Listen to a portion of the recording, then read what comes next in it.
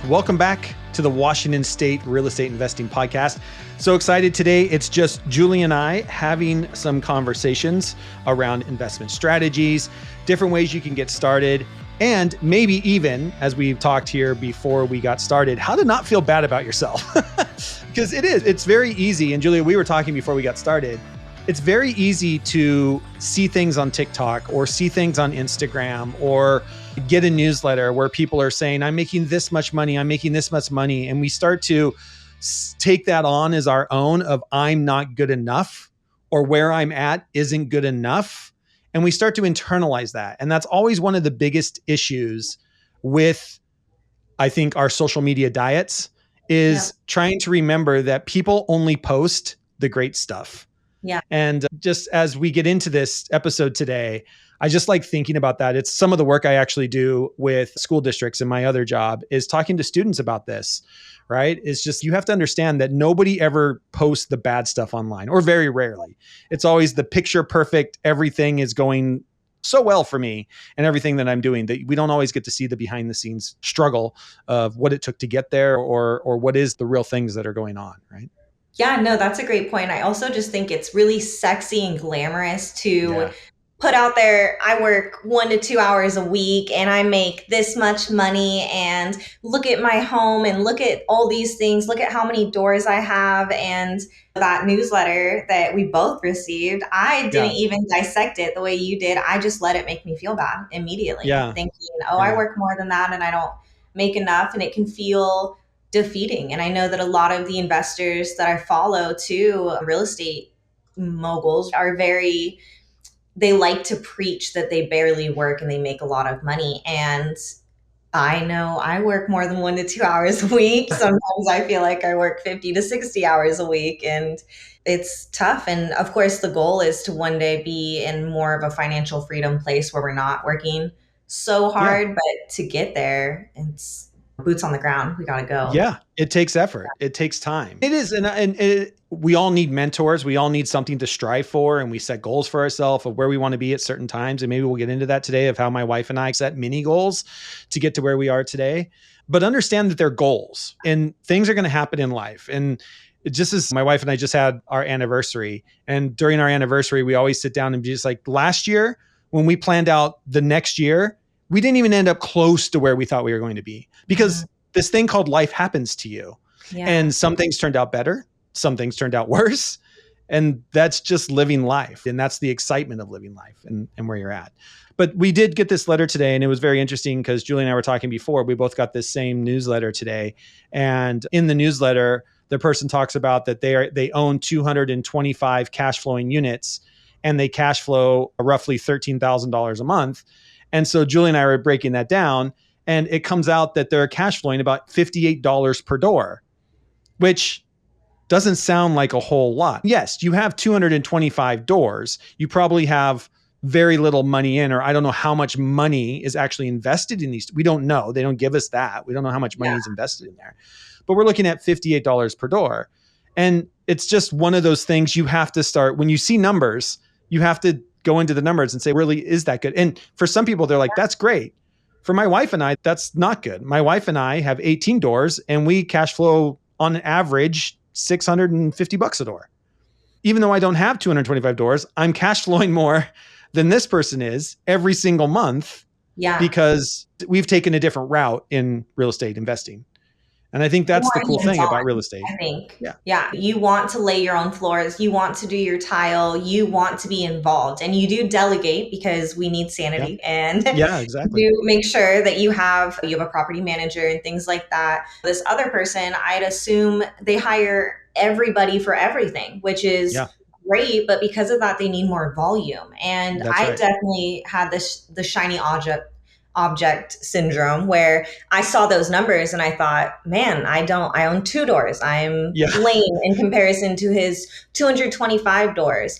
And you are the one who actually dissected that, looked at the math, and it's, oh wow, like I don't have an interest in owning that many doors because that's not my goal. Like I also like to be hands-on. I like to be involved, and we do our own property management because we're only at 2 doors. One day, that's definitely something I hope to delegate out, but it's just, we all have to make those choices. And so it's important not to get frustrated or feel like you're not doing enough just based on the shiny numbers and to really Yeah. look at it. Yeah. So I'm And I glad you think brought it's, that up. yeah. And I think it's always something to be looking for. My wife and I, we've never had a door number when we started investing. We never said, we want to reach this many doors. We've always set these goals for ourselves to get to specific places. And then Yeah. however many doors that takes. And the reason why I think for us that approach has worked, and again, there's a million different ways to do it, but for my wife and I is because some doors are cash flowing more than others. We have a Mhm. single family that cash flows $2,000 a month, and we've got a fourplex that only cashes like $400 per door per month, but it's a fourplex, right? Yeah. And it's not so many how many doors. We've got a number that we're looking for. And if we can do that number with 20 doors, fantastic. If we can do that number with 35 doors, that's how many doors it's going to take. And so I think it's great that you have 225 doors. And we know real estate investors have way more than that. And good on Yeah. them. But I have no need for the rest of my life to take care of 200 doors, and just knowing how much paperwork is in the 18 doors we have, I can't imagine just that alone would be enough to be just like, no, Yeah. I'm not going to do this. And to your I don't point, I know. think much like you like doing the hands-on stuff around you like the hands-on property management, and that's Yeah. great. You love that part. My wife loves the design aspect. Yeah. And so for us, the hands-on is the tile and the flooring and being involved in the design and construction. When it comes to the day-to-day property management, that's not our jam. Mm. Right? And I think one of the things that I talk about when I talk about with real estate investors is there's four things when you start your real estate company, because that's really what it is. There's kind of four quadrants that you want to think about. And your goal is to figure out which one of those quadrants is your passion, and that's the one you hang on to the most, and which one do you hate doing. And the one you hate doing is the first one you hire out, whatever that looks like, because there's going to be things that you're not going to like to do, but you can do them, right? Yeah. Like the accounting. I don't like to do the accounting part of our business, but I can do it. I know how to run an Excel sheet. I've got Stessa that supports us behind the scenes, and I'll take care of that. And I work with our CPA to do the taxes. It does Yeah. not fill my cup in any way, but I can do that. My wife and I hate going out and finding properties as far as like knocking on doors, finding stuff off market. That's just too much work for us. It's not that we Yeah. can't do it. It's just, so that's the first thing we've hired out. Right? And the other three bowls we do internally. Yeah, it'll be interesting to see how I kind of shape what I decide Mm, to do hands on and what I don't. Because obviously, for yeah. my first property, it fell out of my hands on what I got to choose. We didn't have the money really to do property management. It made no sense. We're living in the same home as our Yeah. tenants. Why not take that process ourselves? And then we hired contractors to do a lot of the work. And I do wish we had more time to do it ourselves because Yeah. I think our contractors did a really great job, but I would have done things differently. And so I wish I would have been more involved in that. And so I'm hoping we'll see what life allows, right? Like you Yeah. said, life Right. will decide for you. But I'm Yeah. hoping to do our own flooring for this one. And I'd love to learn how to do tile too and redo the shower. So that's my Yeah. goal. I'm trying to get more handy because I think it's just fun. It feels good. It's rewarding Yeah. to get that done yourself. Yeah. I get intimidated though by Yeah. not knowing. And Yeah. so my husband has a YouTube certified patch and he does so much stuff just from YouTube videos. And I need to just start watching more and Yeah. figuring it out. And so I'm hoping with Yeah. our unit, we have more time and I can like Mm, slowly do the floors myself and yeah. things like that. Yeah. We ripped And then up, I we did think a lot of demo work, which was fun. yeah. And then you get to decide what is it you really like. I'll Yeah. never forget when one of our first flips, and we were trying to do a lot. Like we were trying to save as much money. We still had a contractor doing the contracting stuff because you have permits and you have to have a contractor and plumbers and do all that. But I remember we were going to save money. And my wife talks about this all the time. So my brother-in-law and I, because we were in partnership with my brother-in-law and sister-in-law on this flip. And so we decided we were going to ourselves replace all the insulation underneath the house. And so we had to put on the full hazmat suits, and it was middle of summer. It was like 90 degrees outside. And we're underneath this house ripping out all of the old insulation. It was an '08 house or something. And we are both soaking wet. We are itchy from insulation. And it was like the most miserable experience I had ever had, to the point where we got done that day. And I looked at my wife. I was like, no way. This is not filling my bucket. I love working on homes. This Mhm. isn't it. So we called an insulation place, and it was something like $1,800. And I was like, for $1,800, they can do it. But you have to almost go through those experiences Mhm. to say, you know what? I don't mind tiling, or I don't mind laying the floors. And or I don't mind doing this. I don't mind painting. Like, some people love the painting. Some people love painting trim, whatever it is. You can say, I I don't mind doing that part. But there's hate other parts. Yeah. But hate there'll it. be other parts where you're just like, I hate doing that. And if you hate doing it, then it's worth paying somebody else to do it. Right. Yeah. Yeah, it's true, but you're right. You got to try it out yourself You first got to give and it a know go. what it's worth. And if you really can get it done, I will try painting again. I will. I think I know what I did wrong the first time. I definitely just underestimated it. So Yeah. moving forward, but I'll give it one more go because But Jeff, Yeah. I'd love to learn about how you got started, how you decided to go down this path. Yeah. I think we didn't really decide to go down this path. Much like everybody, I think we ended up in a situation where we were living overseas at the time, and we were looking to start transitioning back to the US. And we were looking for a place to live, a place to buy. And we were looking at a condo in downtown Seattle at the time. And my wife and I had to have this a little heart to heart. I, of course, wanted, not knowing what I know now, I wanted turnkey. I didn't want to have to do any of it. Not that I can't. I lived on a farm. I know how to do a bunch of the work, but I didn't want to. I just wanted a turnkey place that we could move into. We were still going to be at least 2 more years overseas before we came back. I didn't want to have to come home every winter break or come home every summer break, because we were teachers, to work on the property. I just wanted something that I could come home on vacation and relax into. Yeah. And my wife was the complete opposite. She wanted something that she could fix up. She doesn't like, if it's already fixed up, whoever did it didn't do it her way. There's always something she wants to change. She's just, I don't like the kitchen. I don't like the paint. I don't like, there's always something that she needs to make it hers. So we had to have these conversations just getting started around, do we want to do move in ready, of which she would never be happy, because there's always something she'd want to do. Or you're buying something and it's a completely great black backsplash, but it's not a backsplash I love, but it's functional. Mm-hmm. And so you're taking out something that's functional just because you don't like the aesthetic of it. And that also bothers us because we're not wasteful people. Mm-hmm. And so we ended up on her side, as we usually do, of buying these fixer-upper properties, because if you buy something that's already trash, you can only make it better, and you get to make it yours. And you don't feel bad taking out the old backsplash because it's probably broken in a million pieces, and you get to do whatever you want, right? Or whatever the cutesiness of it is that you want. So we ended up buying a condo that was a short sale situation in 2009. Now, 2009 happens to be almost the bottom of the real estate crash. We have no clue. We are not paying attention. We live in Thailand. We have no clue about any of this stuff going on, because our apartment in Thailand is being paid for by our school. We're just living the great life of living overseas.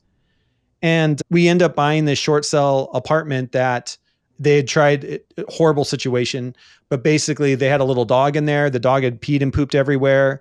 They had shut the water off on the unit. And so the people in the unit had used the toilets until they overflowed. And this is in a condo building in downtown Seattle.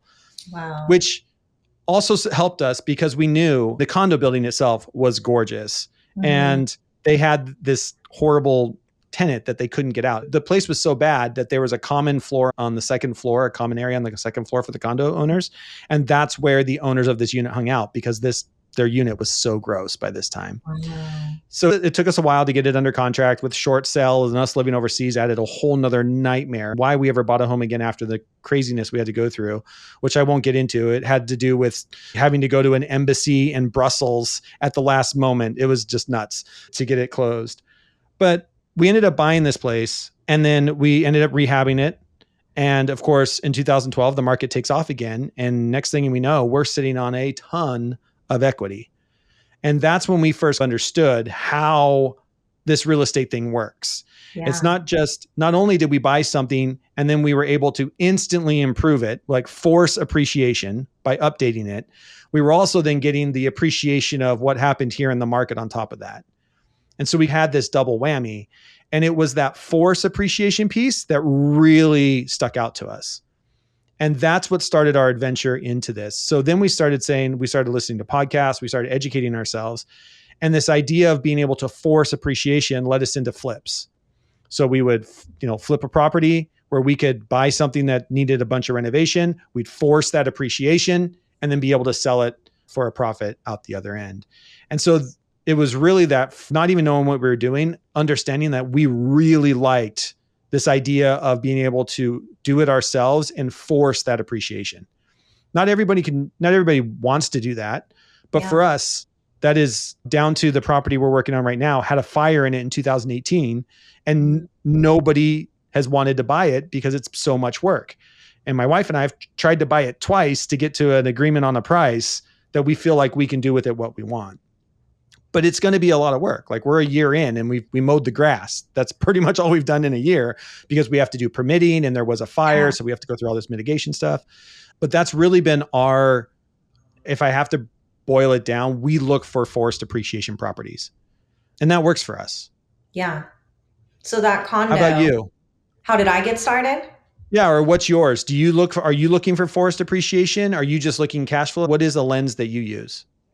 I think location. So for us, like every home that we own, we want to own forever. And that's our goal. And so location is like the number one thing that we look at. So we're currently in North Tacoma, which is where we hope to stay. We love North Tacoma. There's also just great appreciation that happens there, whether or not you bought a beat up home or a nicer home. It just has it's highly sought after. And I don't see that changing anytime soon, because pretty much all other parts of Tacoma are up and coming in lots of different ways, but North Tacoma's established. It's there. Right. And so because of that, it's going to be highly sought after for the foreseeable future. And then people don't want to leave there. Inventory is an issue nationwide, especially in North Tacoma. And so that is definitely one of the things. But I will say we were under contract for it was a house with a detached ADU in the back. And we loved that because it had separate yards and it was nice. We were in the mindset of doing a duplex with shared walls.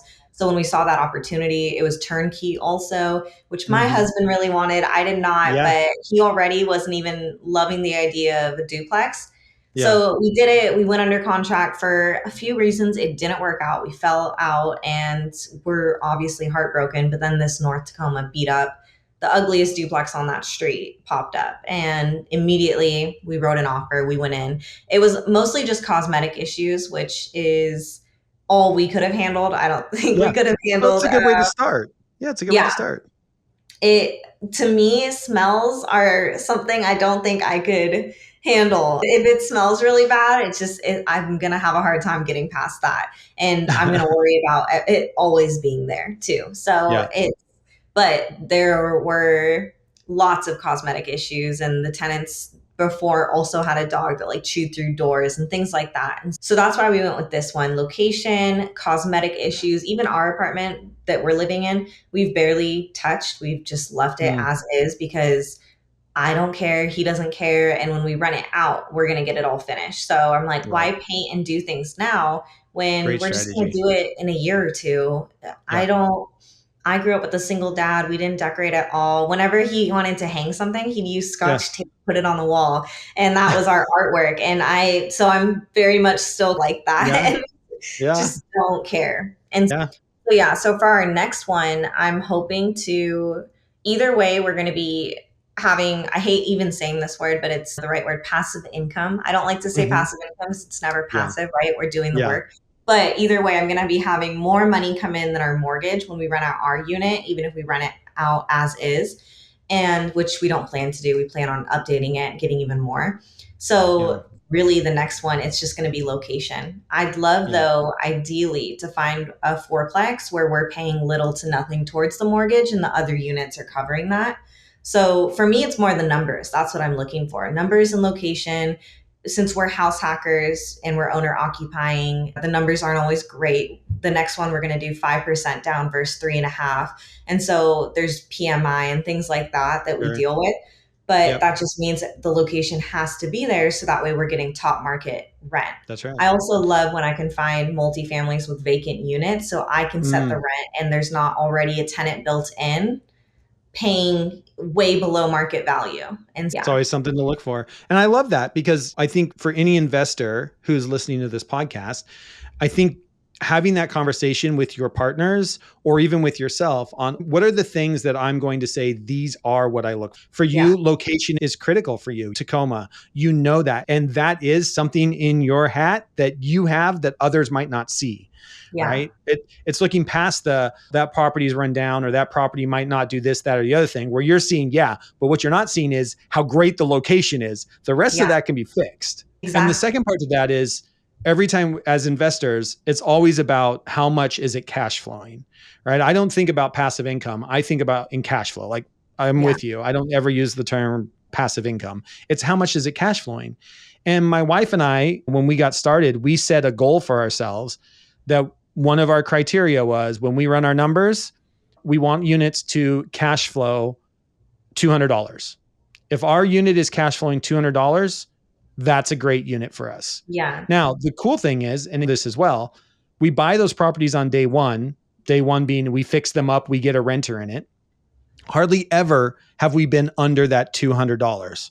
Most of the time we're blow it out of the water. Like we're already cash flowing $300, $400, $500 above what we wanted. But our goal is always when we run our numbers, it's can we cash flow this thing for $200? Yeah. And the cool part of that is that's $200 on day one when you rent it. But every year rent goes up by $50 or Yeah. $100, right? Or rent goes up by $75 or whatever it happens to be. So it's $200 on day one, but in year 5, you're now at $400 a door. And Yeah. by year 8, you're now cash flowing $700 per door. And that's just if we just have normal growth through rental income. We've been lucky enough that in the last couple of years, especially coming out of the pandemic and through the pandemic, the cost of rents just skyrocketed on us. We Yes. had, and they're starting to come back. Like we've had to rent a couple of our rentals now. We've had to pull back $100 and $200 a month on these rentals, but we have to remind ourselves, yeah, but we almost doubled it in the first 5 years because Yeah. of where we were. So pulling back $200, it hurts, but we're still way far ahead of where we ever expected to be at this point Yeah. because houses are still hard to come by. And are you buying your houses in cash or are you financing them? We finance them. So this is one of our issues right now is I've used all 10 of my loans. And I think one of the little hacks that a lot of people don't think about is you don't have to have both you and your spouse on the mortgage. Mm-hmm. One of you can carry the mortgage, but both of you, because we live in a community property state, both of you are on title, but the mortgage can only be in one of your names. And because of my job in consulting, educational consultant, I had income. We were able to qualify for loans where I just using my income would qualify us for these loans. And so we've been able to have 10 loans in my name. That includes we have a HELOC out on our house and our primary house. So I've got 8 investment mortgages, a HELOC, and my primary are my 10 loans.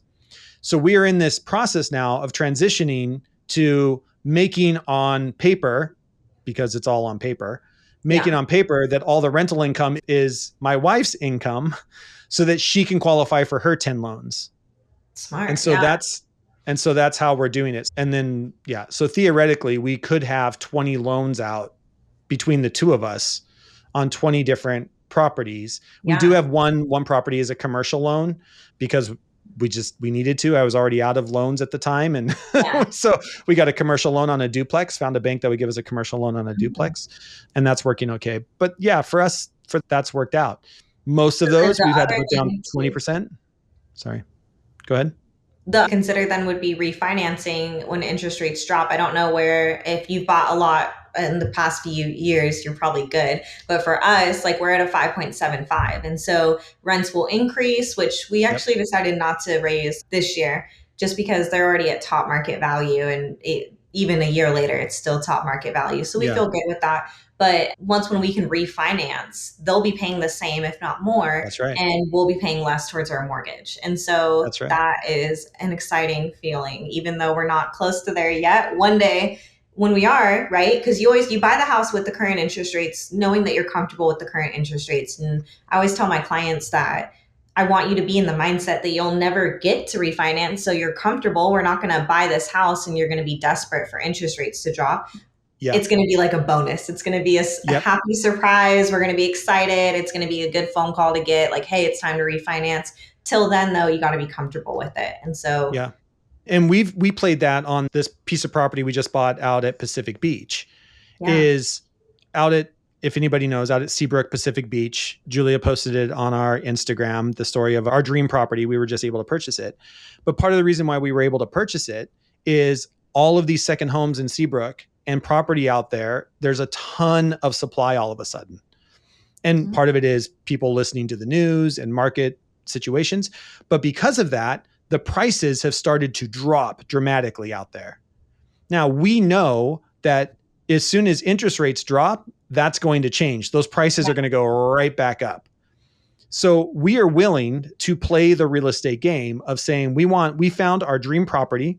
We're going to be paying 7.2% interest on this dream property, but we know that's the highest, to your point, that's the highest we'll ever pay.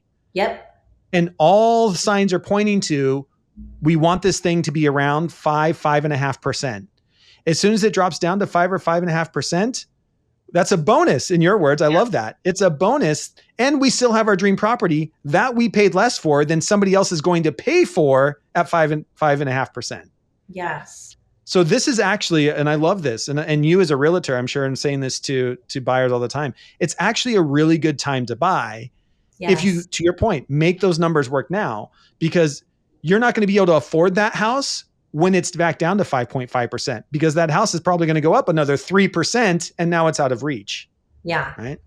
Exactly. Yeah. If you are waiting for the right circumstances, welcome to the club. Aren't we all for everything? Yeah, aren't we all waiting for the perfect? I just need it to all be perfect. It's not going to be. We make it happen. We all want that. We all want low interest rates. We want low prices. We want more inventory. But what I really want is information on how to make today work for me right now. I'm not going to wait on the future and wait on potential circumstances. I'm going to create the circumstances for me. I think interest rates were over 6% when we got 5.75. We got the seller to buy down our rate. He paid for that. He paid for that out of our purchase price and gave us the rate that worked for us. And so there are options out there and there's ways to make it work. And as you said, like, this is your dream home.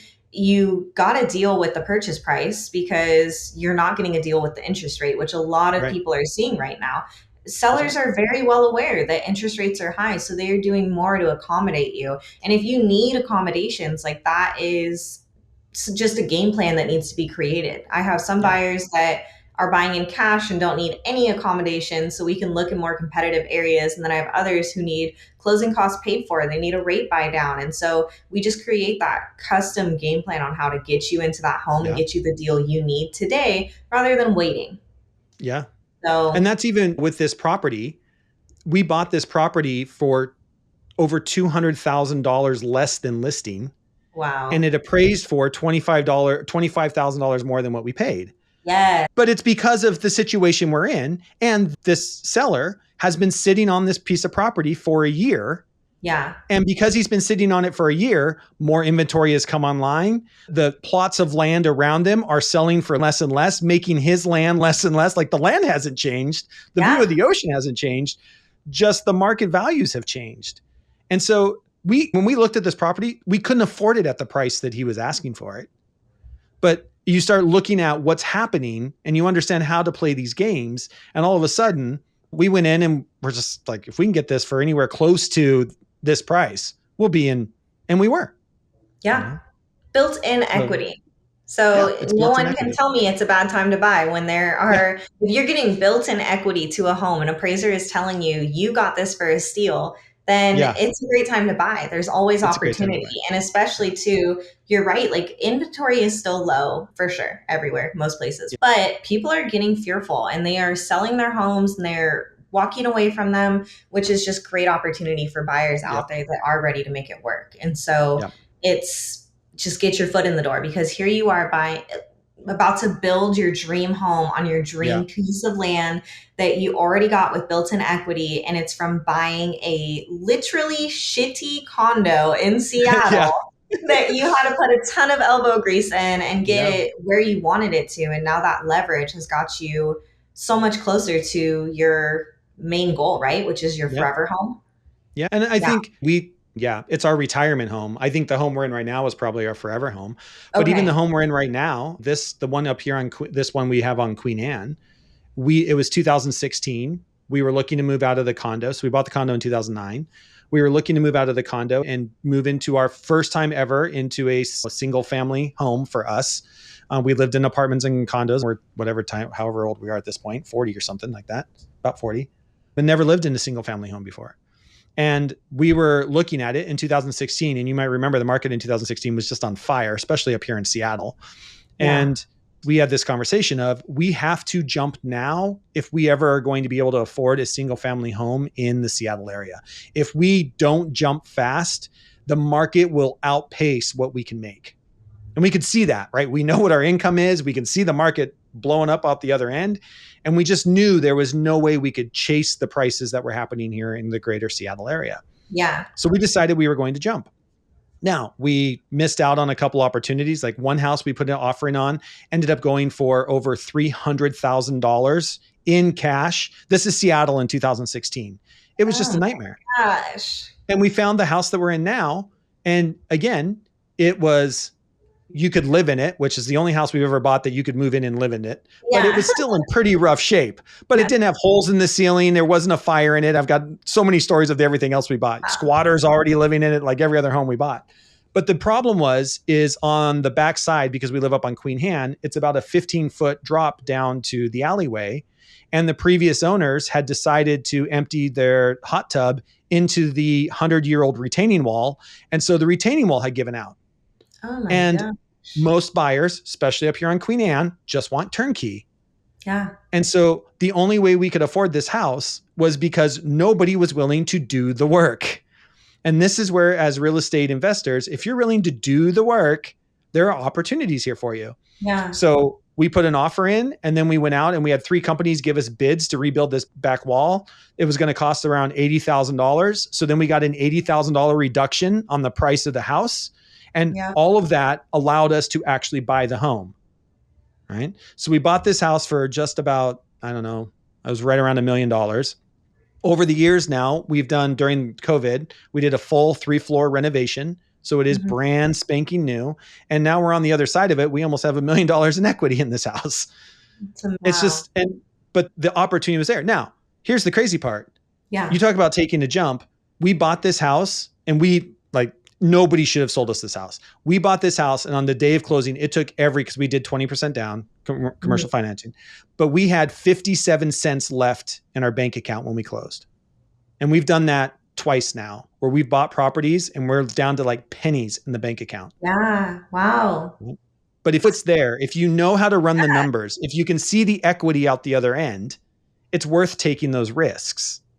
And they're No, calculated risks. agree with that. Yeah. There's a lot of stigma against being house poor, right? Like I hear that a lot. Like, I don't want to be house poor.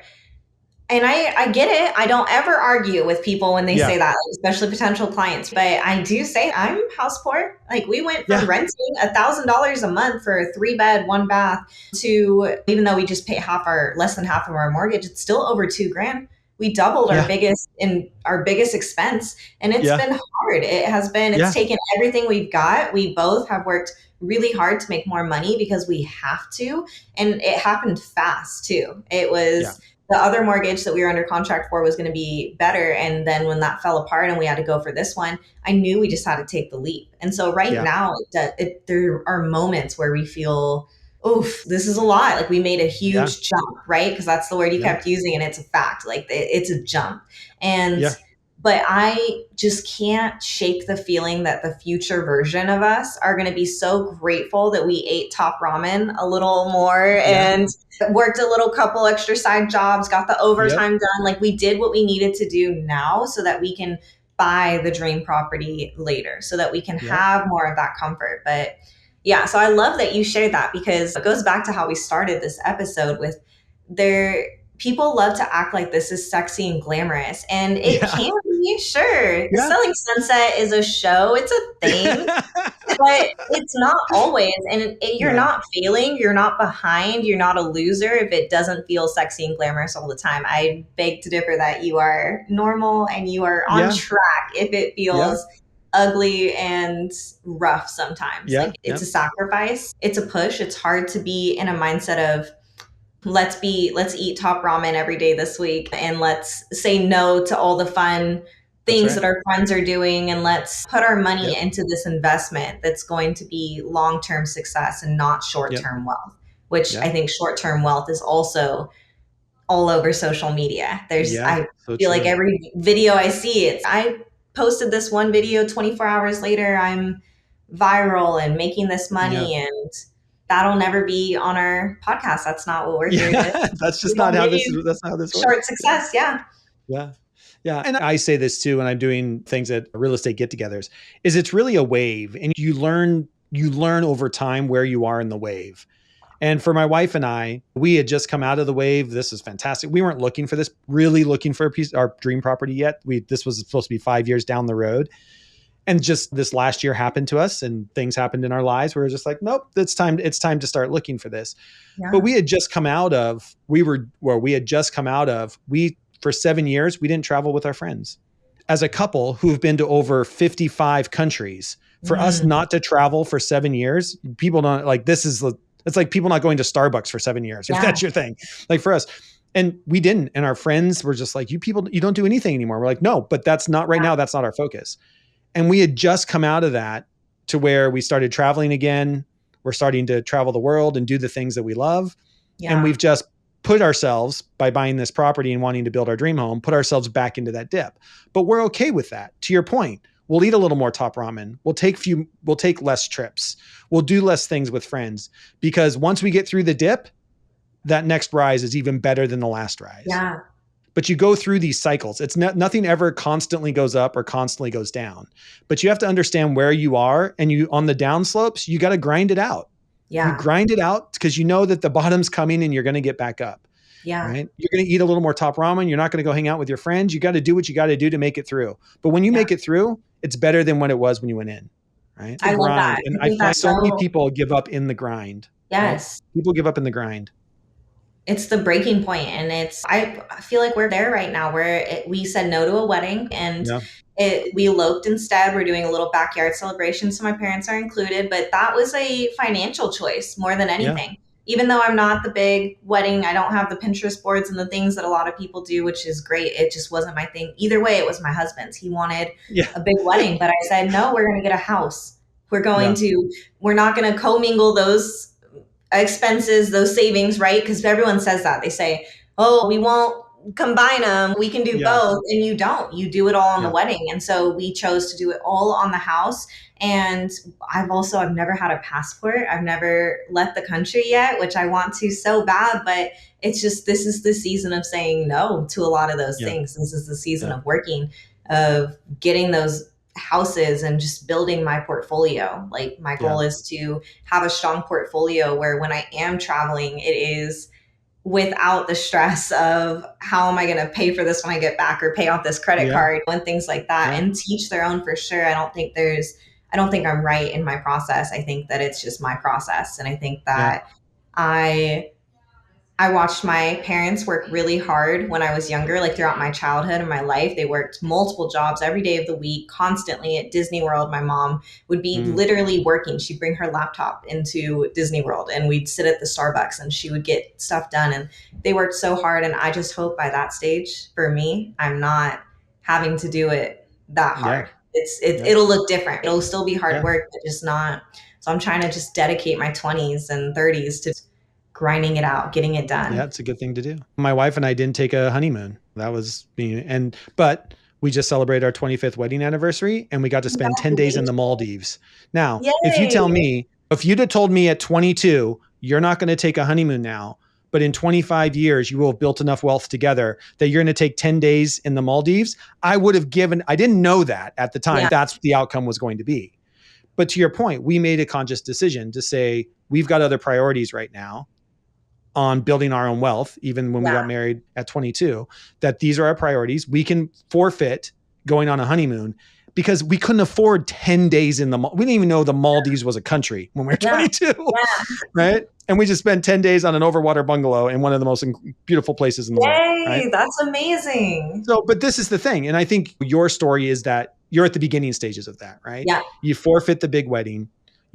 And at some point, you're going to have some incredible things where you're going to be like, oh my gosh, we gave that up because the thing that we were able to do is exponentially way better than whatever that one day at $10,000 meant for you. You're still married. You still love your husband. Everything is still the same. It just wasn't big, massive, over the top. And everybody makes those sacrifices. And I think if you take anything away from this podcast, it's that there are multiple different ways to do this. Yeah. Don't get yourself so focused into everybody else doing everything on social media. You've got to find what's the right path for you, right? You've got to find what's the right path for you. Reach out to people, go to coaching sessions, find a mentor, listen to podcasts like this. And if this is the first time of you listening to a podcast, this is Julia and I, we're not glamorizing this. Like you only get to work 1 or 2 hours a week. Like it's a grind. Like life is a grind, and real estate can support you, but it's going to be a grind as well. And just understand that going forward, but find your path. There's a lot of there's so many ways to do this, to build long-term wealth through real estate, but it's not going to be easy. Absolutely. And I will say too, just trust the process, trust your process. If you're feeling behind and all you have in you right now is to just listen to this podcast, listen to real estate investing podcast, then that's enough. You are gathering information, which is going to serve you in the future. And I think that, like the newsletter, seeing 225 doors, I thought, man, I'm a loser. I'm not doing enough. But we are exactly where we're meant to be right now. It's so cheesy, but it's so true. And just gathering information is more than a lot of people are doing. A lot of people have succumbed to the idea of, I'm a renter, I'll be a renter forever. It's just the market sucks and there's no opportunities and I'm going to wait for a crash. If you're already outside of that and you already just want to learn about what is possible, you're already ahead of the game and you're going to get there. And yeah, we're proud of you. I love that. What a great way to end this episode. Julia, thanks for taking time. We need to do more of these where you and I just talk about something, like a newsletter that hit our inbox today. And the way that we reacted to it, our different mindsets. So it's great. But hope everybody enjoyed this. Julia and I just talking about, I don't know, random stuff. If you like this, if you have something you want to share with us, of course, you can always reach out to us, info@wsreip.com, or you can fill out the contact form over there on our website, wsre.com. Julia, thanks so much. It was great having a conversation with you today. Thank you, Jeff.